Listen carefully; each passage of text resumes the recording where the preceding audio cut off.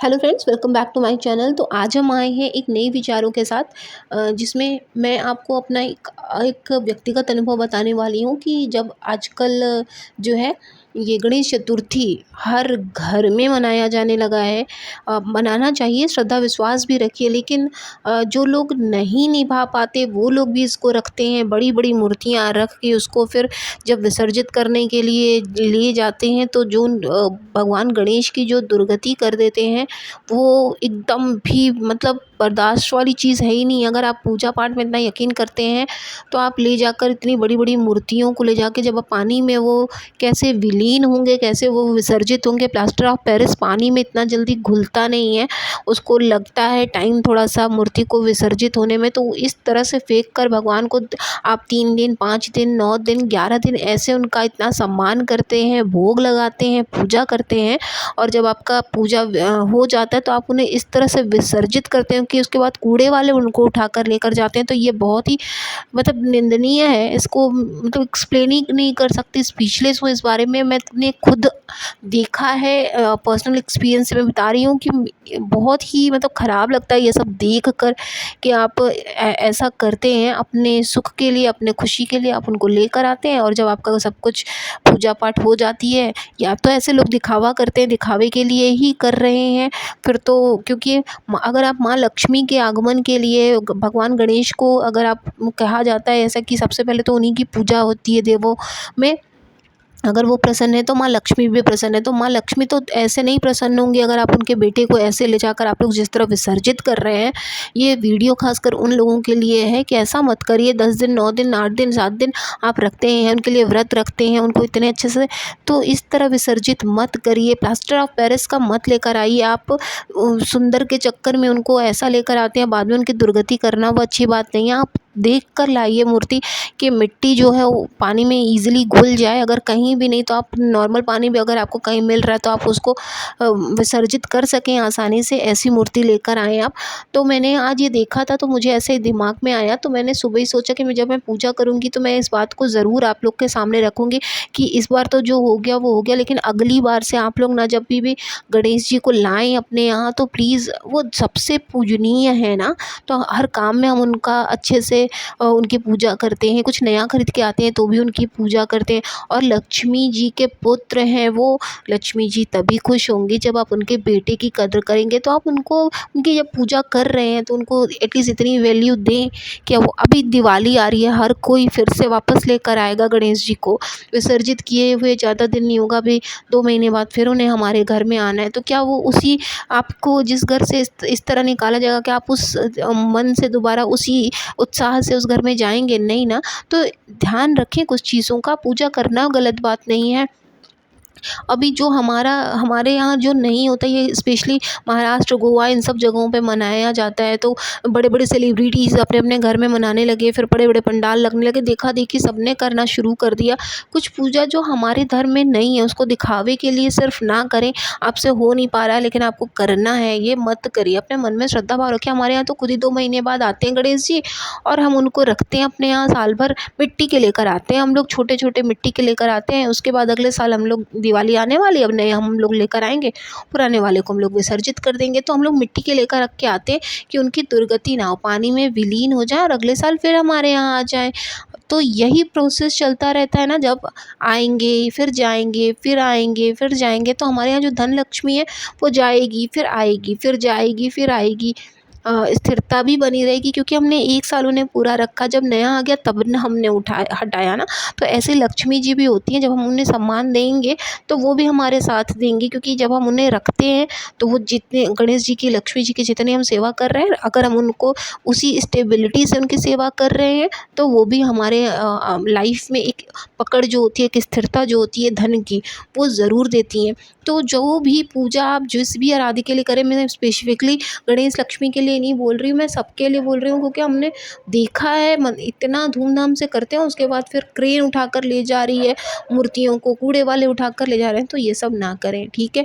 तो आगे मैं आपको ये भी बताने वाली हूँ कि आज मैंने पूजा रुद्राभिषेक से नहीं की है भगवान शंकर की। आज मैंने सिर्फ ऐसे ही सिंपल नॉर्मल ढंग से ही भगवान की पूजा की है। क्योंकि पितृपक्ष चल रहा है, तो मैं आपको ये बताने वाली हूँ कि आप नॉर्मल ढंग से भी ऐसे ही जैसे पूजा करते हैं वैसे आप पूजा कर सकते हैं। तो यहाँ पर मैंने आज लड्डू गोपाल के कपड़े बदल दिए हैं और अभी नए नहीं पहनाऊँगी, वही कपड़े जो उनके डेली वाले हैं वही कपड़े मैं उनके बदल दिया करती हूँ रोज़ नहलाने के बाद। तो कुछ चीज़ें हैं जो हमको प्रतिदिन करते रहने से उनका ये जो भगवान है ना, आप अगर आप मेरे मंदिर में देखेंगे मैंने सारे छोटे-छोटे भगवान ही रखे हैं, क्योंकि छोटे भगवान की सेवा करना काफ़ी अच्छा होता है और आराम से पूजा भी हो जाती है। मैंने अपने मंदिर में बहुत सारे भगवान भी नहीं रखे हैं कि बहुत सारे भगवान रखे हों मैंने, ऐसा भी नहीं किया। पहले मंदिर में बहुत सारे भगवान थे, फिर मैंने सबको हटा दिया है, जो खंडित मूर्तियाँ थी उसे आप टाइम से टाइम, अब हटाने का मतलब ये नहीं कि आप कहीं भी ले जाकर उनको छोड़ आएँ, ऐसा नहीं। अगर मिट्टी के हैं ना, अगर आपके पास अच्छी मिट्टी वाले हैं, प्लास्टर ऑफ पेरिस नहीं, मिट्टी के हैं, तो आप घर में ही उनको पानी में 2-3 दिन के लिए छोड़ दें। पानी में जब वो घुल जाते हैं अच्छे से, तो आप उन्हें पेड़ों में भी डाल सकते हैं। कोई इसमें नुकसान का नहीं होता, ना आपके पेड़ों का और ना ही मूर्ति आपके, आपके भगवान आपके साथ ही रहते हैं। तो आप ऐसा भी कर सकते हैं। तो जब भी, इसीलिए बार-बार कहा जाता है कि जब भी अब आप मूर्ति लें ना, तो प्लास्टर ऑफ पेरिस की ना लें, क्योंकि प्लास्टर ऑफ पेरिस जल्दी घुलता नहीं है, फिर वो मूर्तियाँ जो है वो जल्दी विसर्जित नहीं होती हैं। तो जिनके अंदर हम उनको इतना मानकर पूजा करते हैं, फिर उसको फेंकना वो अच्छा नहीं लगता। तो इस चीज़ का हम लोग ध्यान, अगर हमको खुद, हम लोग अभी आजकल we are too much well educated now, और अब हम लोग अवेयर हो सकते हैं इन सब चीज़ों को लेकर, है ना? तो पेड़-वेड़ के नीचे क्यों रखना है, और इतनी मूर्ति भी मत रखिए, इतना पानी मत डालिए कि मूर्तियाँ ख़राब हो जाएँ। कुछ चीज़ों का अगर ध्यान रखें तो भगवान हम पर ज़रूर प्रसन्न होंगे।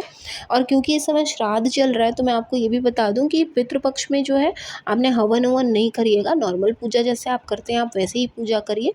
बहुत 2-3 घंटे वाली पूजा आप ना करें, क्योंकि ऐसे समय में पूजा भगवान जल्दी स्वीकार नहीं करते, थोड़ा नाज़ुक समय होता है ऐसा। और जो रोटी है ना, वो गाय, कौवे और कुत्ते को ज़रूर दें। तो जैसे भोजन बन रहा, अगर आपके यहाँ होता है तो, और अगर आपके यहाँ श्राद्ध हो गया है, गया जाकर अब अगर आपने कर दिया है सब कुछ, पिंडदान कर दिया है, तो आपको ऐसा कुछ भी करने की ज़रूरत नहीं है। आपने बस जिस दिन तिथि होती है उस दिन आपने, आदमियों की, औरतों की तो सिर्फ़ एक ही दिन होती है, लेडीज़ के लिए सिर्फ़ एक लास्ट वाला दिन होता है मात्र नवमी, उसी दिन सब कुछ करते हैं।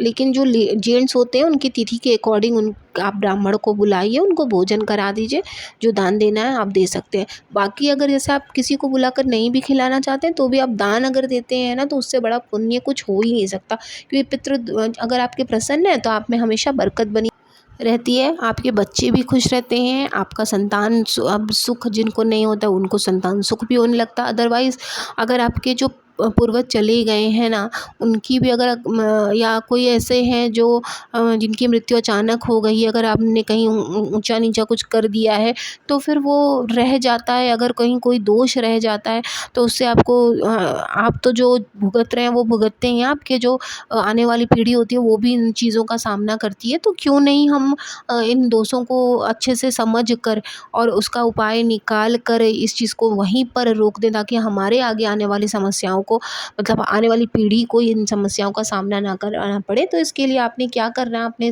कुछ काम जो खास हैं वो करना है। सूर्य को अर्घ ना देकर पितरों को अर्घ दें।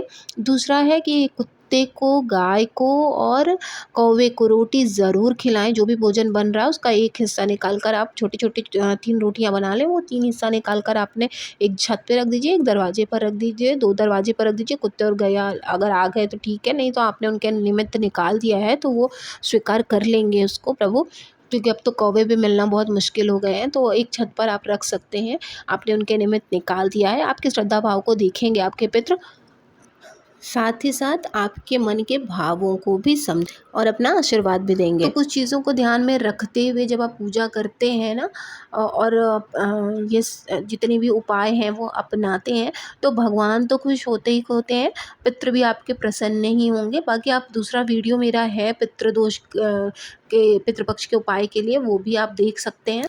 तो मिलते हैं नेक्स्ट वीडियो में। अगर आपको ये वीडियो अच्छी लगी हो तो चैनल को सब्सक्राइब करिएगा, वीडियो को लाइक करिएगा। धन्यवाद। ओम नमः